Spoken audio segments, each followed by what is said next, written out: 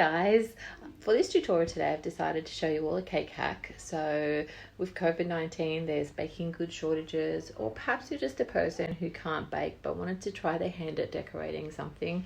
So this is a really good one for you. I've just purchased these mud cakes from the supermarket. They're just $4.90 each. They're very popular here in Australia to hack. They're just mud cakes and I've cut the domes off, and I did have to use dowels to put them together because they're not particularly stackable. And unfortunately my camera turned off a few times because I ran out of memory when filming, so I had to go back and pull some pieces off just to show you how it was done and record it again. So I do apologize for the quality of this video. I hope you're all safe and well. Take care.